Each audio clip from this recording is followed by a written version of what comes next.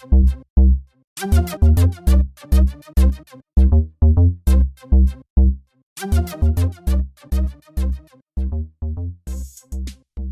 Farm started here in Allison Hill in the year 2006. Explorations to begin it first started in 2005. I had been a member of a CSA in York County and was dreaming about farming, and I went to a conference to talk about these farming ideas with some people and came across somebody who had an urban farm in Pittsburgh, and it really clicked for me. Wow, urban farming is the best of both worlds. And so I got this bee in my bonnet that I wanted to do an urban farm. And one day when I was walking around Allison Hill, I discovered this big field that was flat and sunny and fenced on three sides, and I thought this would be a perfect spot for an urban farm. I didn't really know what I was getting into, but I went down to the courthouse and figured out that this land was owned by the Harrisburg School District. It had actually been the athletic field for Edison Junior High School, a school that's just a block away. And when the school closed in the 1970s, the field was also put on the market for sale and had been sitting here basically unused since that time. So I started the process of asking the school district if I could start a farm here, which at that point, you know, in 2005 was still a pretty novel idea, particularly here in Harrisburg. The school district basically said, well, we'll think about it, but we know that you'll need to work with youth and you'll need to be a nonprofit organization. They wanted to make sure that I wasn't going to get rich off of this. And about that time, I got a call from Kirk Hallett at Joshua Group, and Joshua Group had been working with youth in the Allison Hill neighborhood.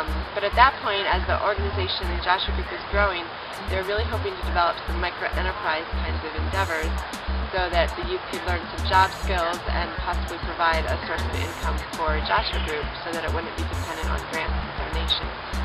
So Kirk contacted me and basically said, hey, let's work together. You know, you've got a vision, I've got youth.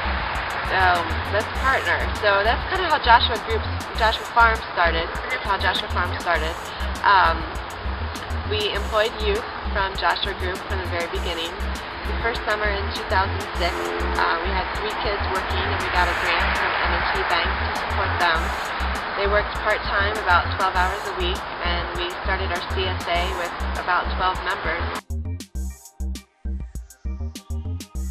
So let's see. So how did you end up here at Joshua Farm?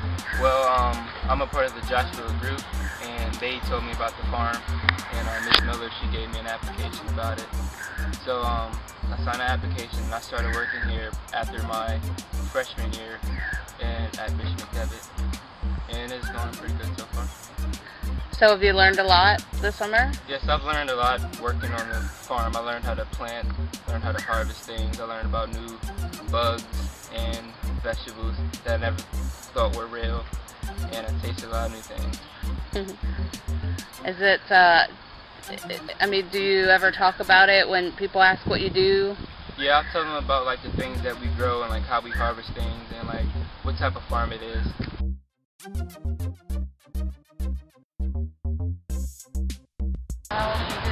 And over the years, we've continued to grow and add different elements of infrastructure to the farm. We've been aided by grants from various places. We got a huge grant from the Lowe's Charitable and Educational Foundation that enabled us to put up new fencing, put in an outhouse, a greenhouse, some plantings, and get a water source for the field, which was really helpful. At that point, until that point, our water had been a hose from my house. So it was a hose that went across an alley, and we had our whole irrigation system hooked up to it. But of course, kids would come along the street and be like, "Oh, hose! What happens if I unscrew this? Whoa, water runs everywhere!" And what joy is that? So it was not an ideal situation, and we looked into some other options, including getting a well or tapping into a fire hydrant. But we did end up getting a grant so that we could have a simple line, or a simple water hydrant here in the field. And then we also ended up partnering with Messiah College and some of the students from the Collaboratory organization to install a rainwater collection system on the greenhouse. And the way that that works is there are gutters on the greenhouse, and the greenhouse is about 1,000 square feet. So it diverts the rainwater into a buried barrel where there's a sump pump, and then the pump pumps the water uphill into 2 storage tanks that total about 4,300 gallons of storage capacity. And from there we can use it to irrigate, just through a gravity system, the upper part of the field. As the farm grows, we've gotten a little bit more careful about how we plant things and develop some more systems.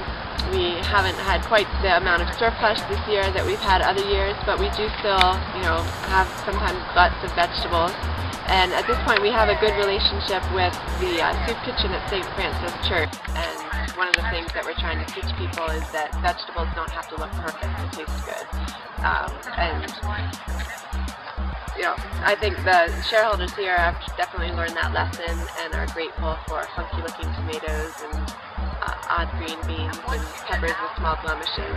On the other hand, we want to also help people understand that organic agriculture can produce the same quality of food and even better quality than conventional agriculture can. So we only use organic methods here, and for us that means crop rotation, using a lot of cover crops and compost that we make here, and some also that we buy from other places. We use only organic fertilizers. Mostly we get those from a local company in Lancaster County. We don't use any GM or genetically modified seeds here. We also provide some beneficial borders for butterflies and bees and other kinds of insects that are helpful.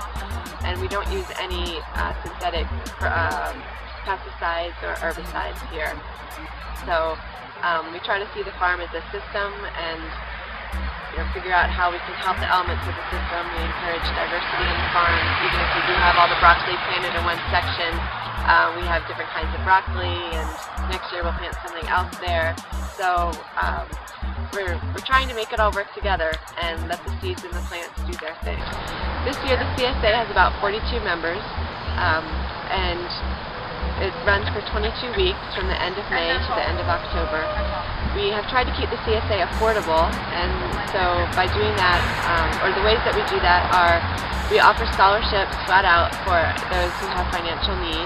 We also offer working shares, so for every hour that you work, you get $5 off the cost, and we have a number of families who don't pay anything because they are willing to come out and sweat in the heat of the summer and be part of the process of getting food to the table. We have plenty of other shareholders too that volunteer just for the fun of it because they enjoy it and want to expose their kids or just be part of the process, like I said.